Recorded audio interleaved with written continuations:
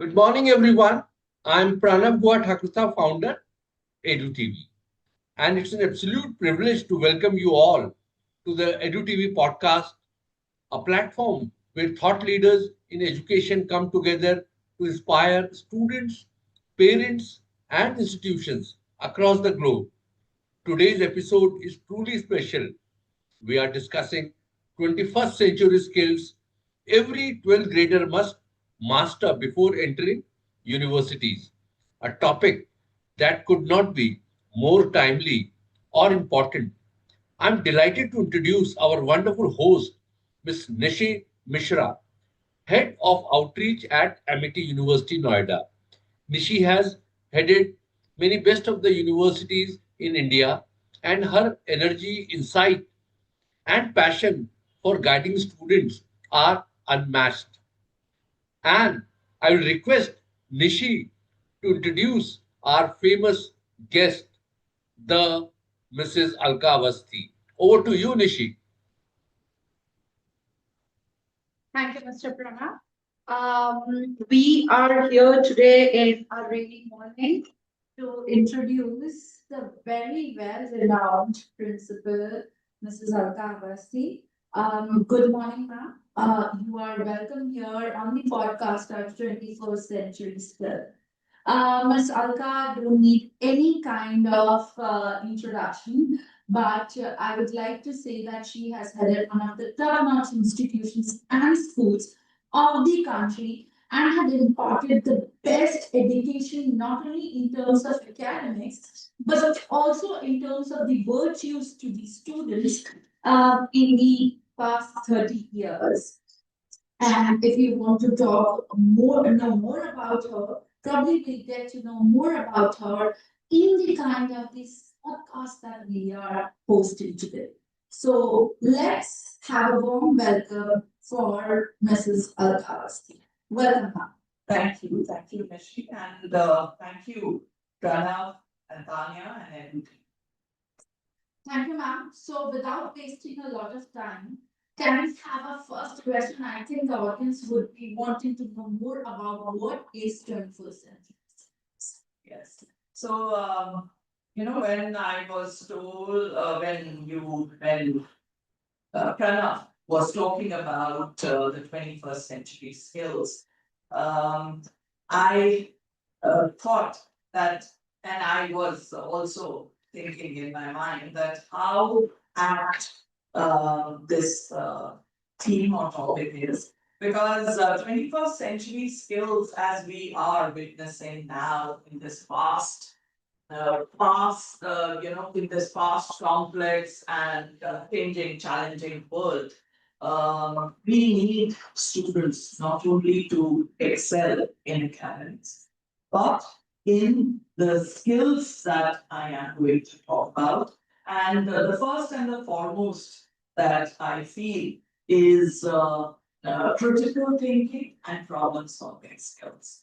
When I say that the universities in today's scenario, they are looking for students not only to absorb knowledge, but to question, analyze, and present and relate those with the real life situations that they encounter every day. So we need not only we need students who are quick thinkers, who critically analyze and who look for solutions.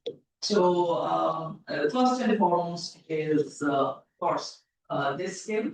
Then comes communication and collaboration. Nowadays, if a person is not able to express, is not able to effectively convey whatever they want to say, um, then then they are not able to create an impression that anybody would want.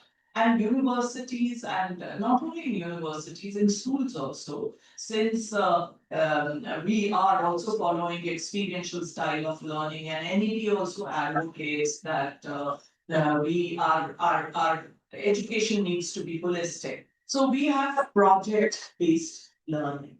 So in universities also, there are so many projects that a child has to go through or undertake. And unless and until you have this ability to collaborate with others, then of course you will succeed, but not at the pace that one would want you to.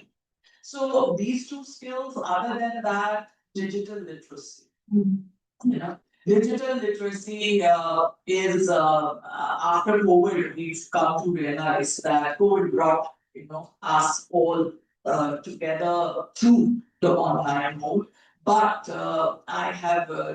we have realized that the child should know how to navigate into the sites, the areas, online, avenues where they can get the best and they can see through what is required and is not. So digital literacy again is another component that I feel is required in 21st century skill. Other than that, of course, yes, adaptability and emotional intelligence. IQ definitely is important, but along with it, we need children who are emotionally balanced. Because universities, in school, they lead a very, a safe, they are part of a safe environment wherein everybody is hovering,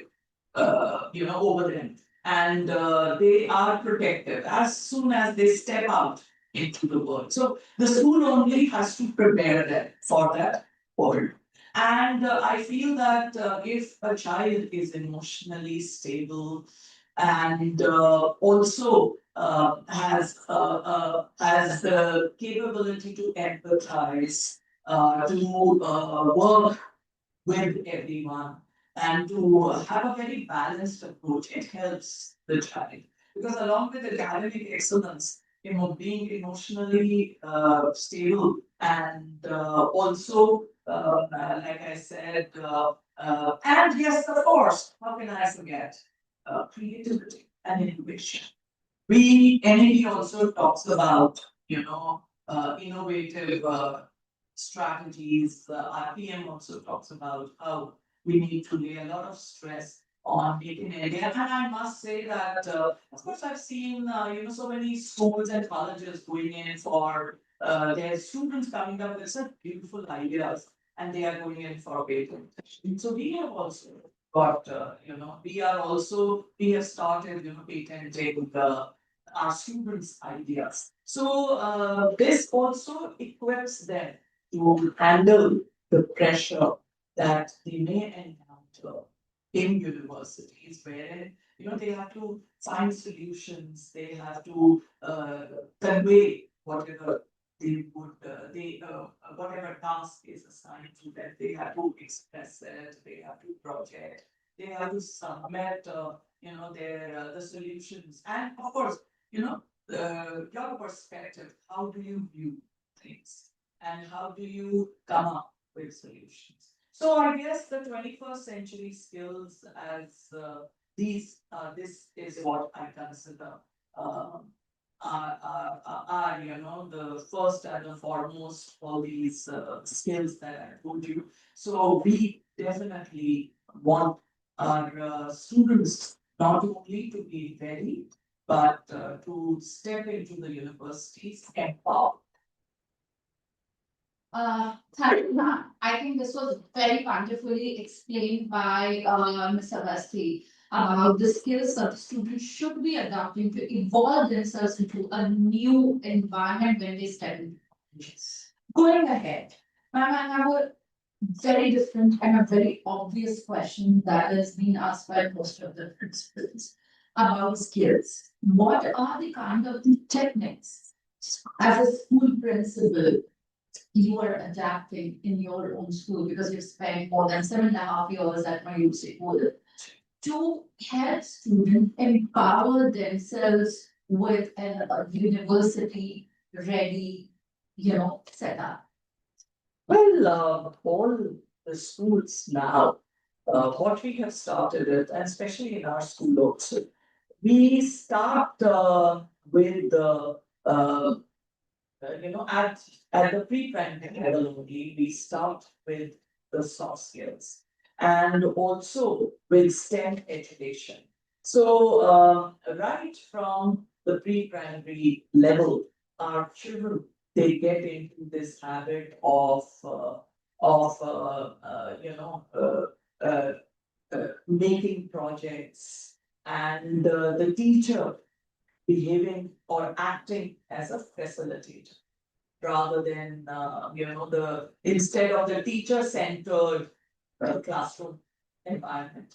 Now it has become learner centered, and that's what Amity also speaks about. Then, right from the early years, these children they are exposed to competitions, to innovative ideas, to to think critically, and we try to hone their problem solving skills right from the nursery, from class nursery onwards. We start with that, and as they progress in their classes and in the years, the level of complexity increases. And also, right from day one, we want our children to feel that they are leaders.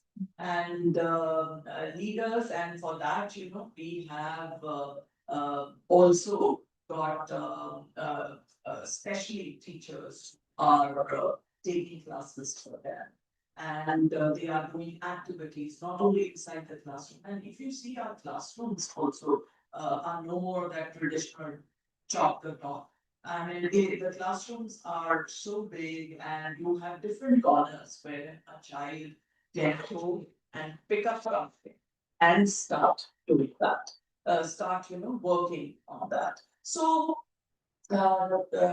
experiential style of learning is what we've been following for many years now. And not only that, we have taken the help of TGF for creating for leadership courses. Then we have of course robotics lab, and we got AI labs. And also, like I said, and of course, we want each and every child to be able to say it with a lot of conviction that I played sports in school.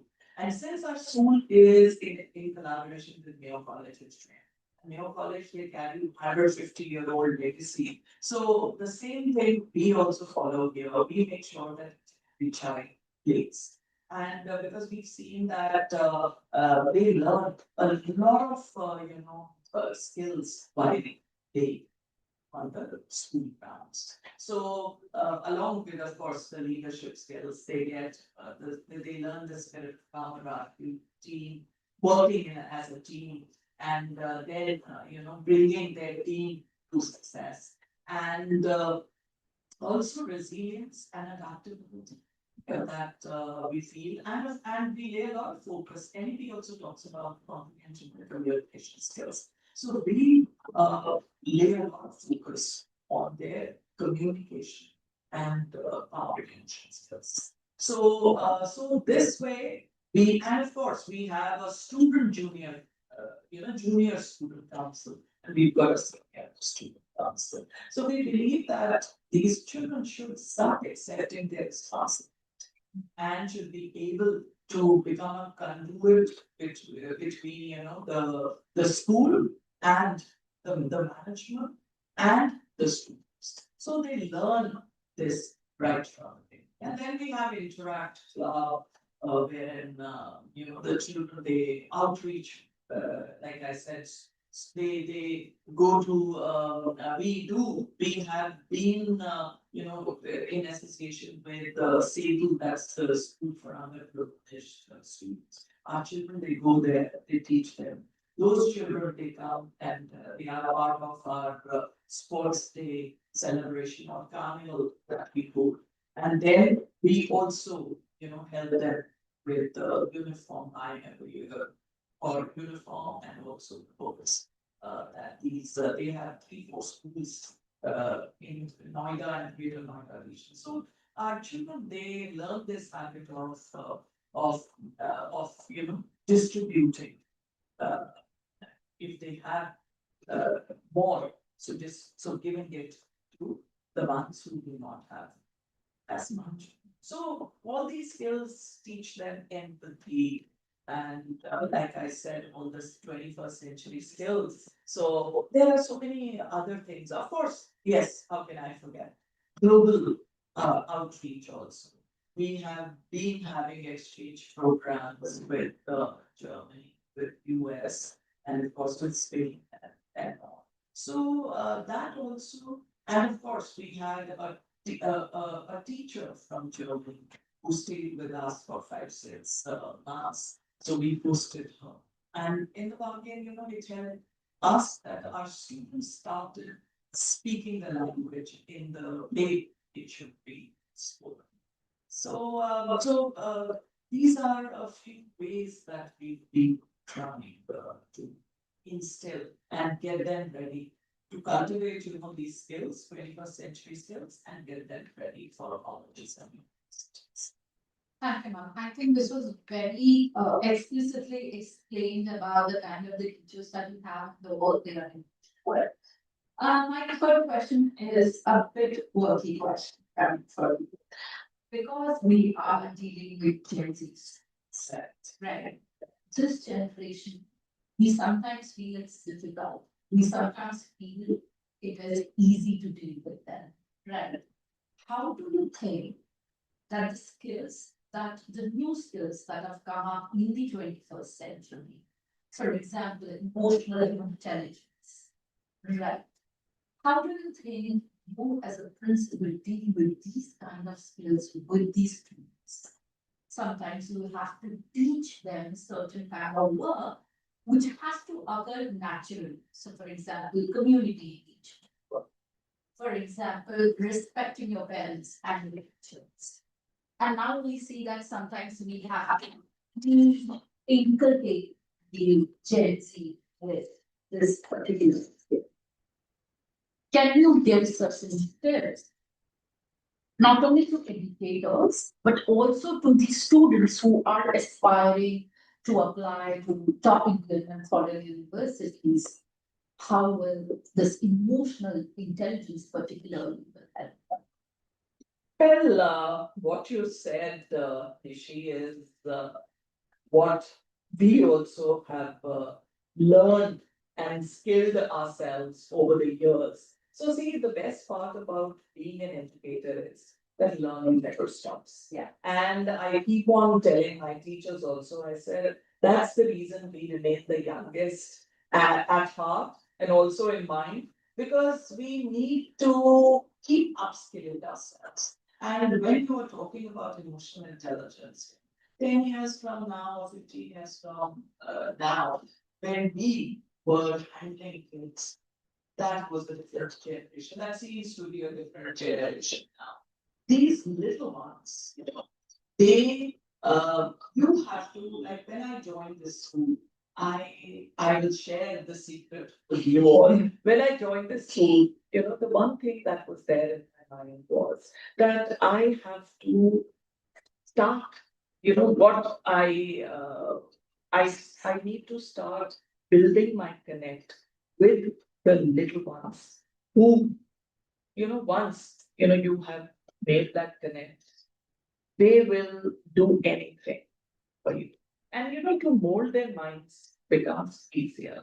So these little ones, if you come here and stand at quarter to 8 or 7:30, when I come here and I receive all of them, And when they go out at the time of dispersal and standing out, and they are waving me bye bye, or they make hearts at me, and they convey, their happiness. They show me if they've made something. They show me through the bus, the through the buses, through their seats. You would feel that these kids, and if I'm not standing there, they come back to me whenever and they find me in school.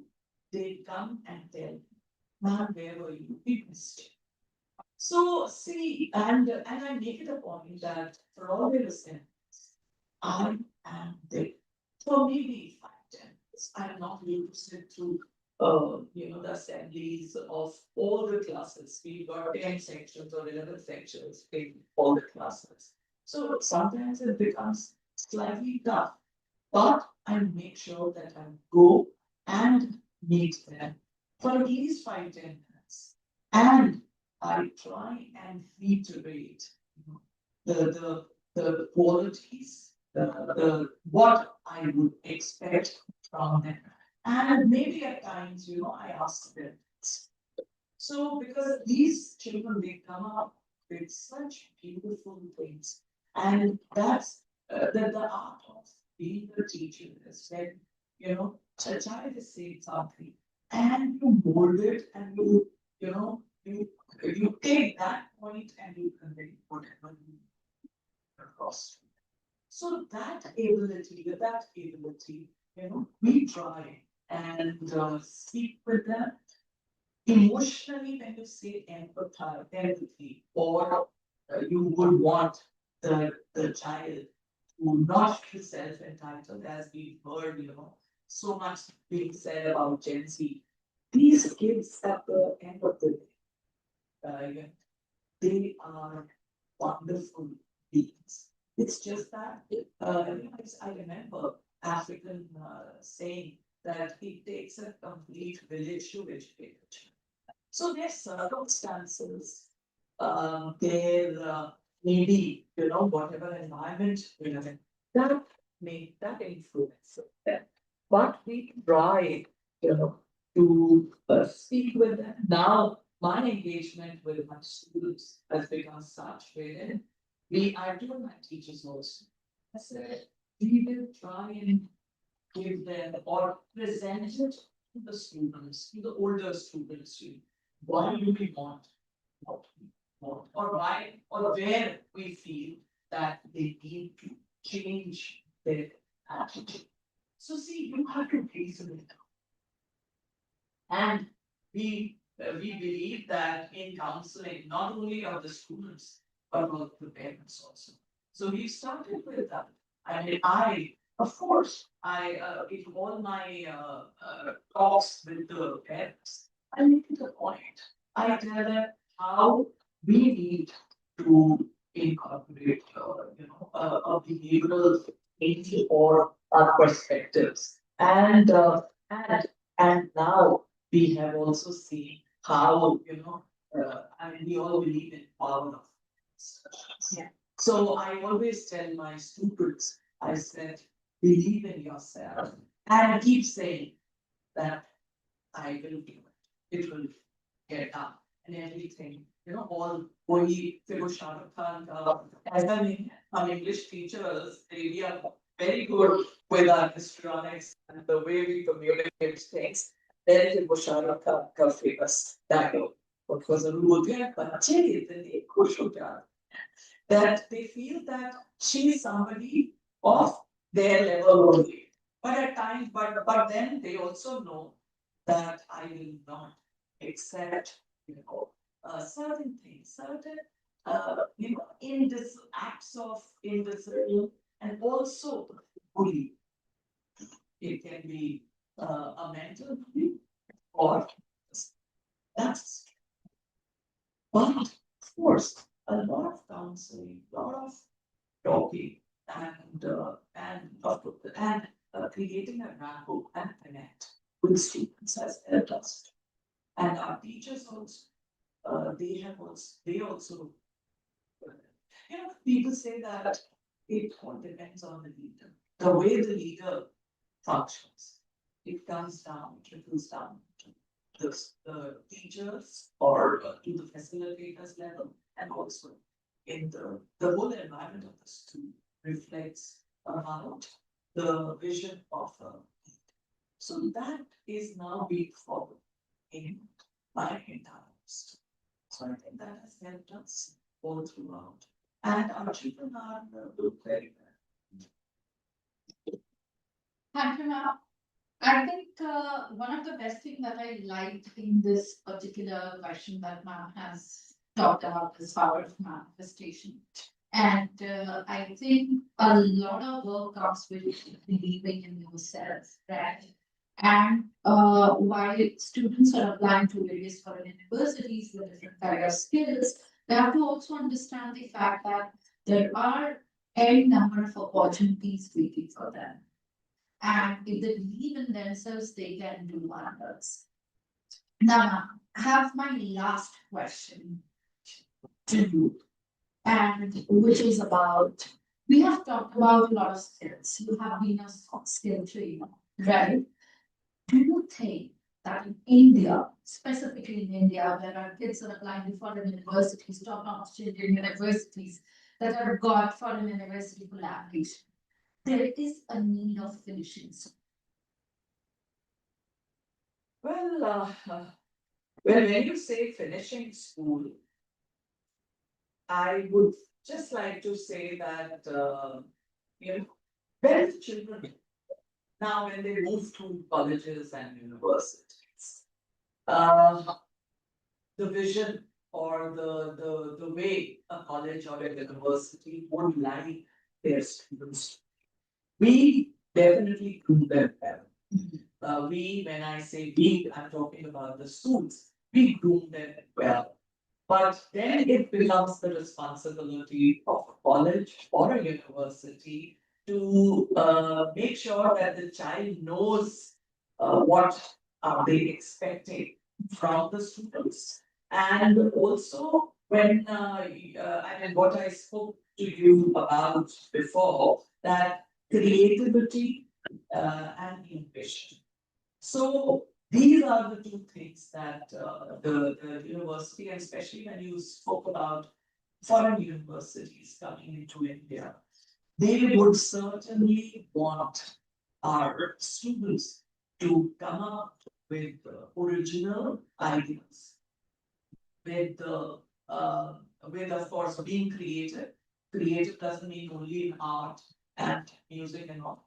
Creative means come up with the solutions to the issues that they encounter in real life situations. So I guess finishing school, our students are very well handled.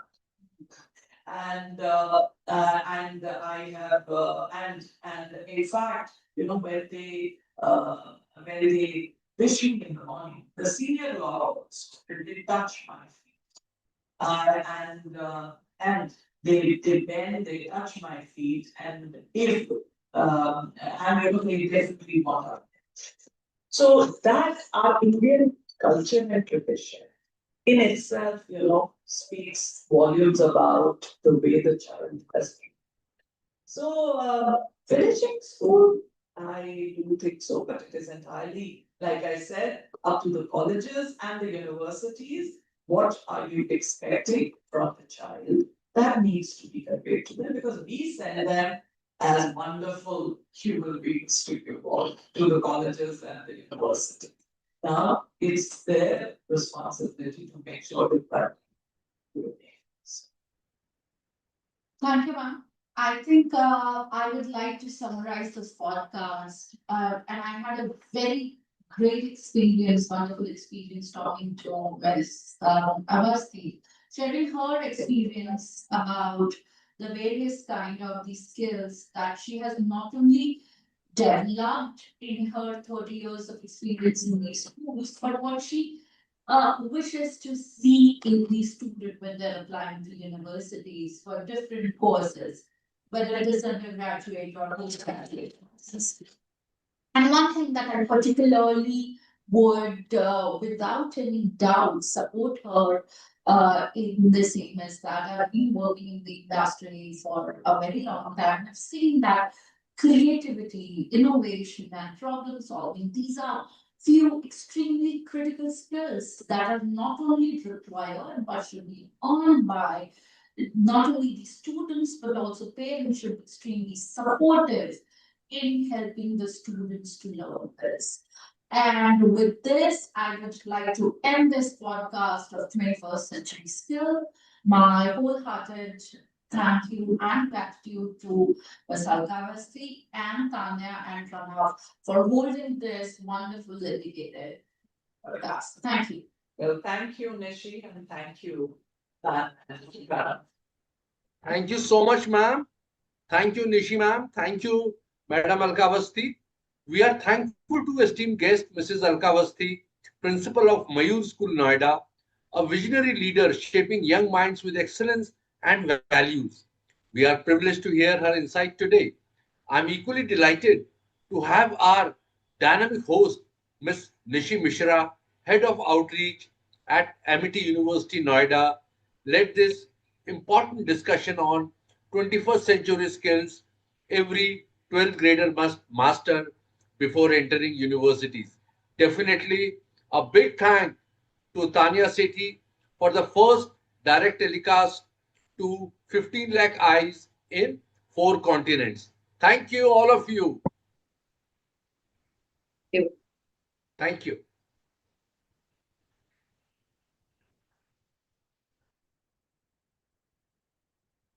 Thank you.